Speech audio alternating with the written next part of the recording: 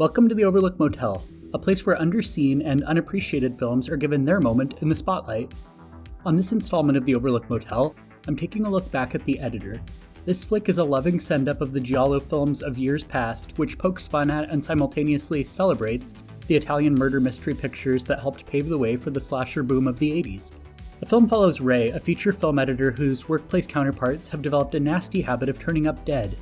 Given that Ray is missing several fingers on one hand, and each of the victims turns up with missing digits, the police quickly become suspicious of Ray. Could he be the killer, or might he be the next victim? It's quite clear that directors Adam Brooks and Matthew Kennedy are diehard Giallo enthusiasts, and that shows through in their work. The flick takes some of the most outlandish conventions from Giallo filmmaking and combines them in a single, delightfully campy effort. Nearly every Giallo trope, from the European accents to the bad dubbing and hazy dreamlike score, are present here. The Editor recaptures the magic of a bygone era. In fact, the film almost looks as though it could be a newly discovered relic from the late 70s believed to have been lost to time.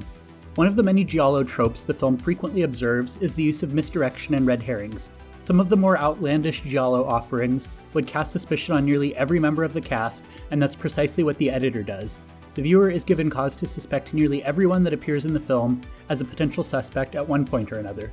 The flick also stays true to its Giallo influences with a very European approach to nudity. We frequently see the characters of both sexes walking around stark naked, flaunting their anatomy in steamy shower sequences or during wardrobe changes. In one flesh-filled scene, a male character looks at another male character and casually comments on his manhood. That's an excellent penis you have. In a different context, that would be completely ridiculous, but when considering that a lot of nuances were lost when the Giallo films of the 60s and 70s were dubbed in English, not to mention the generally bizarre nature of Giallo filmmaking, that exchange makes almost perfect sense.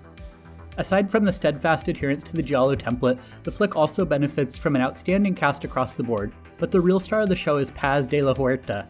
She was the perfect choice to feature as Josephine, Ray's wife. As a performer, de la Huerta has been known to lean into excess, and she doesn't disappoint here. Her pouty, hypersexual performance is over the top in all the right ways. She steals nearly every scene in which she appears, chewing up the scenery like she hasn't eaten in a month. All in, The Editor is an effective send-up of an influential subgenre that, eventually, helped the slasher genre to take the form we know and love today. If you're keen to check The Editor out, you can find it on Shudder and Tubi as of the publication of this post. And if you'd like to chat more about this whimsical campfest, feel free to hit me up on Twitter @FunWithHorror. Thanks so much, and we'll see you next week on The Overlooked Motel.